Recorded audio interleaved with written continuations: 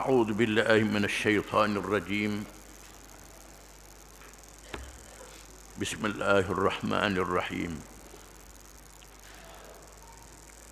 لم يكن الذين كفروا من أهل الكتاب والمشركين منفكين حتى تأتيهم البينة. رسول من الله يتلو صحفا مطهرة فيها كتب قيمة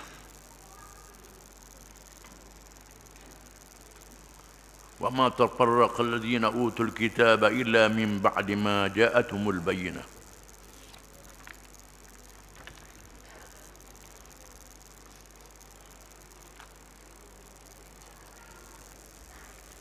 Maksudnya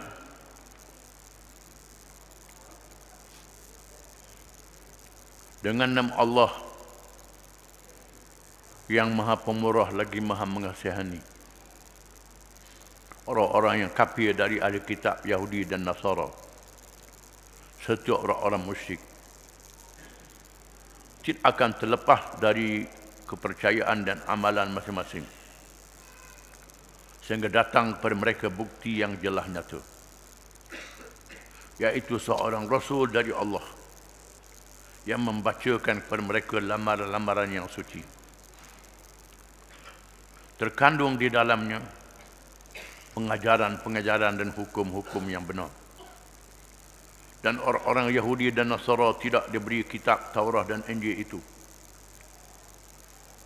Yang diberi kitab Taurat dan Injil itu tidak berpecah belah malaikat setelah datang kepada mereka bukti yang jelas nyata.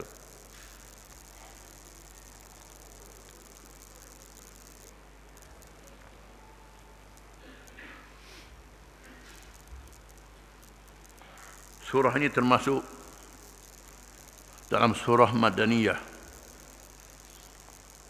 surah yang diturunkan Al-Madinatul Munawwarah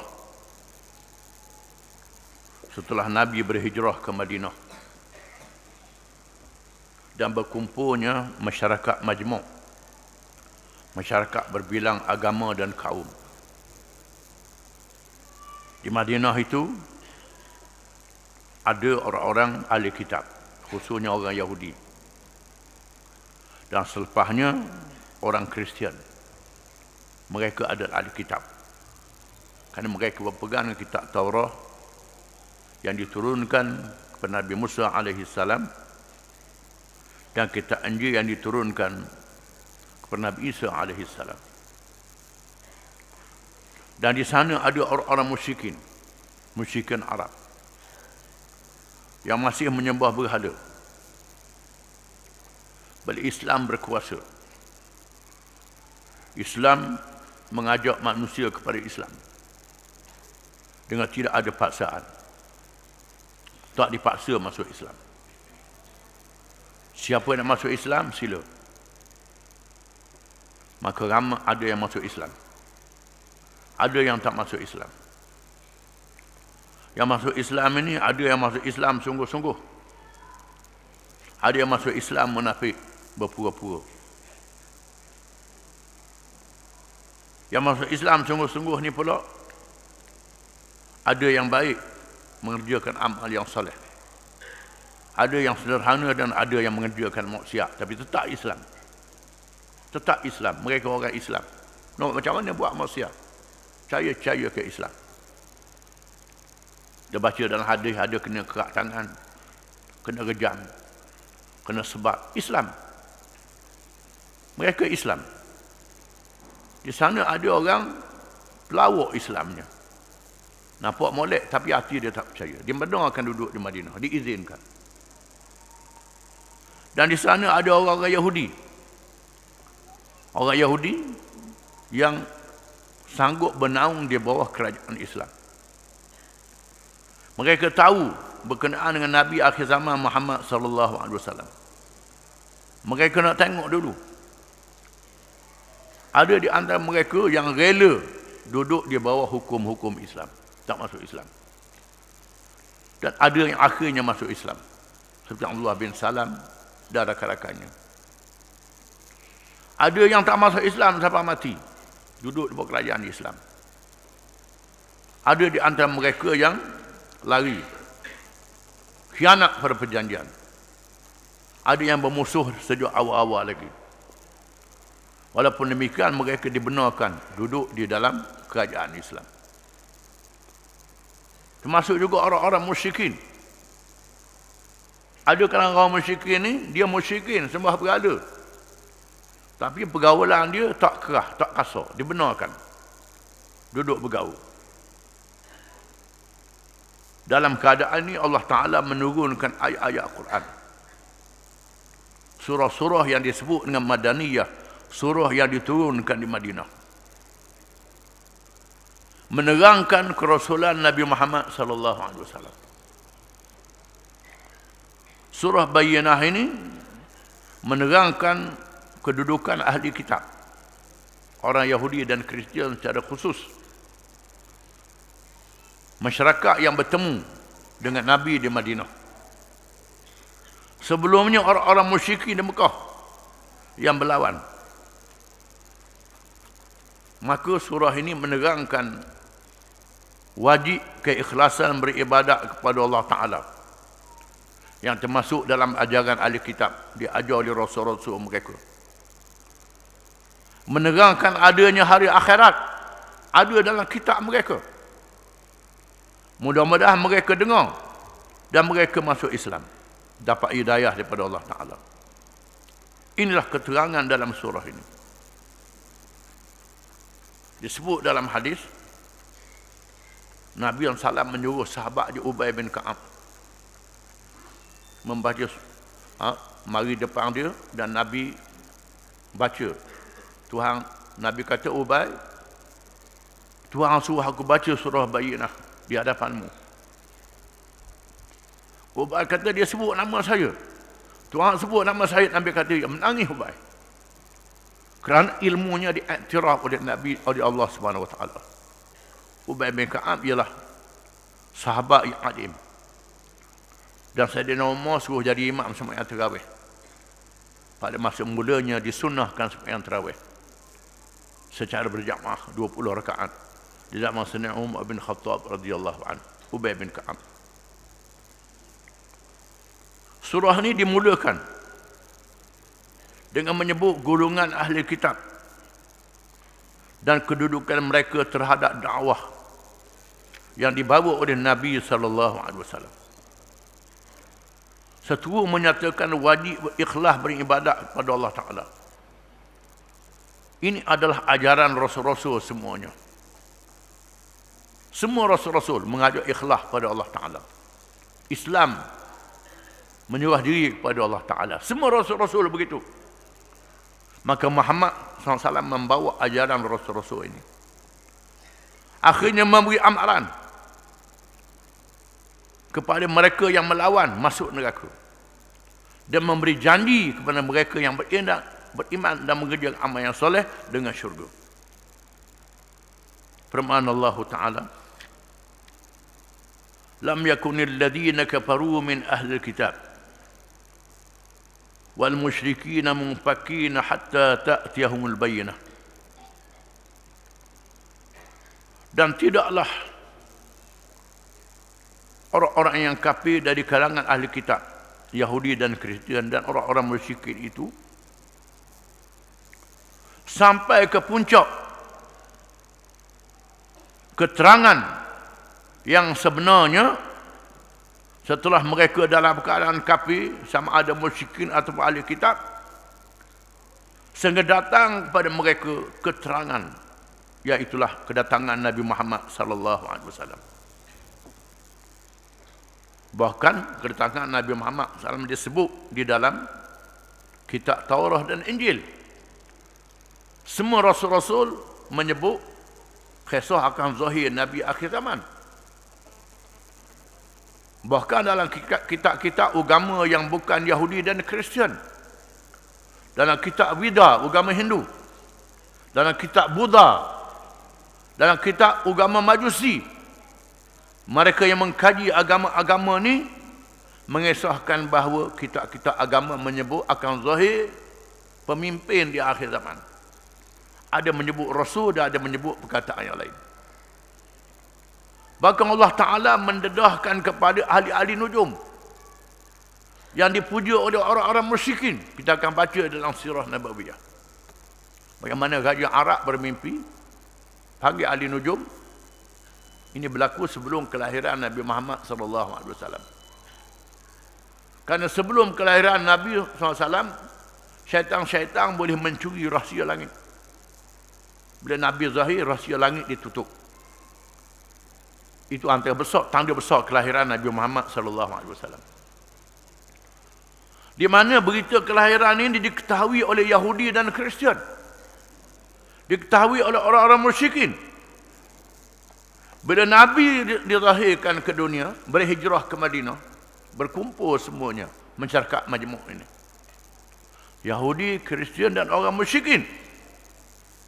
Siapa di situ ternyata kepada mereka keterangan. Apa yang telah diberitahu kepada mereka menjadi kenyataan. Rasulun minallah. Rasul daripada Allah Ta'ala.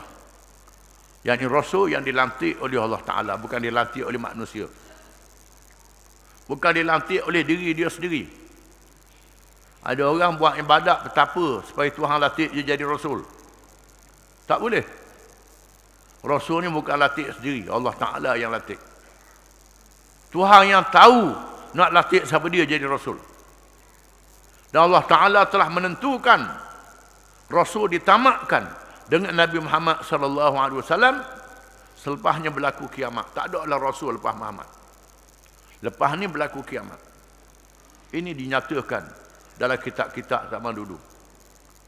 Kalau ada orang ngaku jadi Rasul atau pelawak lah tu. Pelawak, orang ikut dia bodoh. Orang tak mengaji. Orang mengaji pun secara mendalam tahu Nabi Muhammad SAW adalah Nabi akhir zaman. Dilantik oleh Allah Ta'ala. Yatlu suhufan mutahharah. Membaca kitab yang suci bersih. Iaitulah Al-Quranul Karim. Dalam keadaan Rasul itu buta huruf. Tidak tahu membaca dan menulis. Ini menakjubkan. Allah Ta'ala lahirkan Nabi Muhammad SAW di bumi Mekah. Melalui perintah kepada Nabi Ibrahim AS. Menghantarkan puteranya Ismail di bumi Mekah wadin ghairi dhi zar'in. Lembah yang tidak ada tanaman. Kerana tidak ada air. Binatang tak sanggup hidup di situ. Pohon kayu tak tumbuh di situ. Orang tak pergi di situ. Di situlah dia hantar Ismail oleh ayahnya Ibrahim. Dia letakkan di situ. Allah Ta'ala adakan air Zam-Zam. Air yang berkat di situ. Untuk minuman. Yang lain tak ada. Allah Ta'ala jadikan hati manusia cenderung di situ. Mereka berhimpun di situ. Allah Ta'ala suruh Ibrahim mendirikan Kaabah dengan Ismail. Manusia nak pergi di situ. Semuanya kenal Nabi Ibrahim AS. Orang Yahudi kenal Nabi Ibrahim. Orang Kristian kenal Nabi Ibrahim. Orang musyrikin kenal Nabi Ibrahim. Termasuk orang Hindu kenal Nabi Ibrahim. Orang Hindu sebut Brahma. Tapi dia letak Ibrahim ni salah satu Tuhan. Pelawak tu. Kufur. Salah. Ibrahim adalah Rasul. Bukannya Tuhan. Mereka percaya. Menyebabkan orang musyrikin juga pergi di situ. Mekah menjadi tarikan penduduk dunia. Penduduknya nak bertanam tak boleh. Air tak ada. Menyebabkan mereka berniaga rihlat asy-syita'i was-saif. Perjalanan waktu musim sejuk dan musim panas. Lapar kena cari makan di luar. Musim sejuk pergi ke Yaman, musim panas pergi ke Syam. Cari makan. Berulang-alik. Sayang nak tinggal di Mekah. Allah Ta'ala hidupkan Mekah dengan perniagaan. Dengan perniagaan. Rezeki datang di situ dengan perniagaan. Bukan dengan tanaman, pertanian, dengan industri. Tidak. Diatur oleh Allah Ta'ala. Di situ tidak ada orang minat untuk pergi. Nak mengaji pada awalnya, penduduknya jahil. Buta huruf. Dan Nabi Muhammad SAW dilahirkan dalam keadaan buta huruf.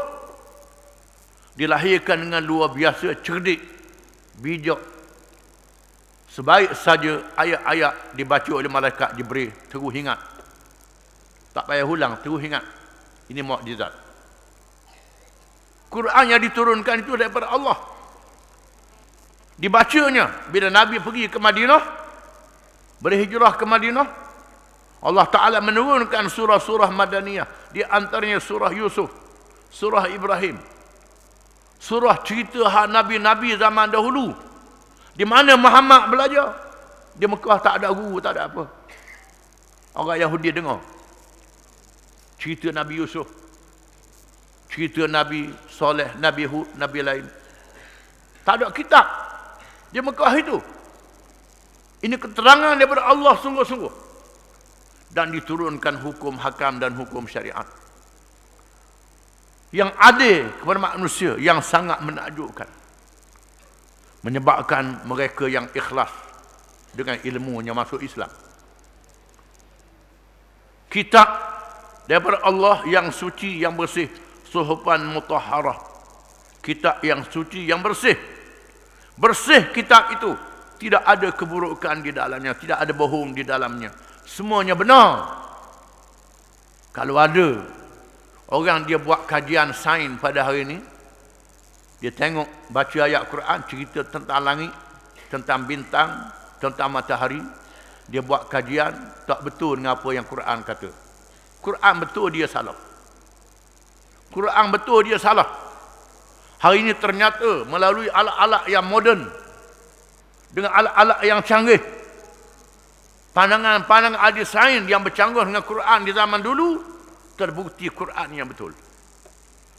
Menyebabkan ahli-ahli falak ada yang masuk Islam. Kerana Quran membetulkan pandangan yang salah tentang sains. Sama ada sains angkasa lepas, sains pertanian, sains kejadian manusia, kejadian bumi dan lain-lain. Quran membetulkan. Termasuklah undang-undang dan hukum. Manusia buat undang-undang macam-macam, kes bunuh, apa-apa kes pun buat undang-undang. Tak boleh selesai masalah malaikat dengan Quran. Quran adalah suhufan mutahharah, kitab-kitab yang suci, yang bersih, yang benar daripada Allah Subhanahu wa taala, daripada Tuhan. Dan rasul yang menerimanya pula benar, amanah, tidak pernah bohong. Diketahui oleh penduduk-penduduk Mekah yang hidup sezaman dengannya, tak pernah bohong, cerdik, bijak, tidak bohong, akhlaknya mulia, tidak pernah melakukan maksiat. Kalau orang tak ikut juga jahat, sangat jahat dan sesat. Bersihnya Quran ini, Quran tu bersih, Nabi yang menerima juga bersih. Fiha kutubun qayyimah, di dalamnya kitab-kitab yang betul, iaitulah hukum-hukum yang betul, hukum-hukum yang benar, yang tidak ada salah sedikit pun di dalam Quran itu. Halal dan haram. Quran mengatakan daging babi haram. Sains zaman ni buat kajian, dalam daging babi itu banyak penyakit-penyakitnya. Tak boleh diobat dengan obat apapun. Quran mengatakan arak haram kerana memabukkan, mendatangkan penyakit. Termasuklah semua yang memabukkan, menghilangkan akal, merosakkan diri manusia, dadah, candu, ganja, apa saja, diharamkan oleh Islam. Betul. Berzina adalah haram. Kahwin disuruh. Yang berzina penyakit. Yang kahwin tak ada penyakit. Menakjubkan. Tutup aurat adalah wajib untuk menjaga maruah manusia. Membuka aurat haram, merosakkan diri manusia sendiri. Ada orang tebal nak lawan juga Quran. Lawanlah. Boleh sakit kamu. Munya boleh sakit kalau lawan Quran ini. Quran tak ada apa-apa. Ini ialah kutubun qayyimah, hukum-hukum yang betul, yang nyata, yang benar daripada Allah Subhanahu Wa Taala. Dan rasul yang menerimanya, rasul yang dilantik oleh Allah Taala, bukan dilantik oleh orang. Nabi ni bukan macam wakil rakyat, bukan macam Tok Mulu, bukan macam Perdana Menteri, bukan macam raja, bukan macam presiden. Dilantik oleh sesama manusia. Rasul dan Nabi dilantik oleh Allah Ta'ala. Tuhan yang lantik. Jangan buat main-main. Apalagi Rasul akhir zaman untuk seluruh manusia. Yang peliknya, Rasul akhir zaman dilantik di zaman tidak ada lagi alat-alat yang moden seperti hari ini. Rasul-Rasul zaman dahulu diutuskan oleh Allah untuk kaum dia saja. Untuk zaman dia saja. Ataupun Nabi Muhammad SAW diutuskan untuk seluruh manusia. Dia bawa kitab Quran, mukjizat ilmu, semua ilmu. Hari ini kita menyaksikan Allah Ta'ala beri ilmu sedikit saja pada manusia. Manusia boleh mereka alat-alat nak pergi ke mana cepat saja dalam masa satu hari. Manusia boleh menerima maklumat dengan telefon, wireless, internet, apa saja. Seluruh dunia maklumat dalam masa beberapa saat sampai. Maka cukup bagi akhir zaman seorang Rasul dan satu kitab Al-Quranul Karim daripada Allah Ta'ala. Ini kehebatan Al-Quranul Karim, kehebatan Islam yang kita kena sedar.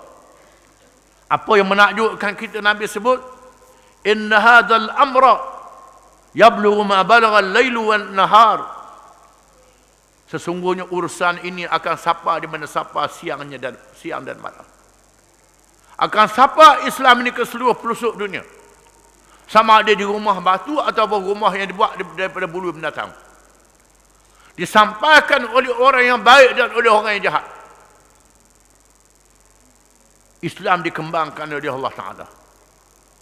Sama ada di kawasan bandar, kawasan pedalaman. Kecuali yang dikecualikan oleh Allah Ta'ala. Allah Ta'ala bukan tak tahu dalam hutang ada orang. Ada yang Allah Ta'ala kecualikan. Dan Islam boleh sapa. Sama ada orang baik yang menyampaikannya atau orang yang jahat menyampaikannya. Kadang-kadang Islam disampaikan oleh orang yang baik. Kadang-kadang orang baik nakut habis orang jahat sapa Islam pula. Berlaku demikian. Ini mukjizat Nabi. Dan kita melihat Islam berkembang di seluruh pelosok dunia hari ini. Selepas kejatuhan kerajaan Osmaniyah tahun 1924, setelah kuasa besar Islam tak ada, negeri-negeri Islam dijajah. Kuasa-kuasa penjajah memecahkan negeri Islam. Sebahagiannya ditakluk oleh British, sebahagiannya Perancis, kemudiannya Itali, Jerman, Rusia, China, ditakluknya Belanda. Dipecah-pecahkan negeri Islam. Dirosakkan pula orang Islam. Dipenuhkan orang Islam. Dirosakkan pendidikan Islam. Tapi agama Islam tak mati. Tak mati agama Islam ni. Ini betul cahaya Allah Ta'ala. Sebagaimana mereka tidak boleh menutup suih matahari dan bulan. Ada siapa boleh tutup suih matahari dan bulan? Tak boleh. Ini kekuasaan Allah Ta'ala. Maka Islam juga kekuasaan Allah Ta'ala. Kekuasaan Allah Ta'ala. Maka selamatlah mereka yang sama dengan Islam dan celakalah mereka yang tak ikut Islam. Wallahu a'lam.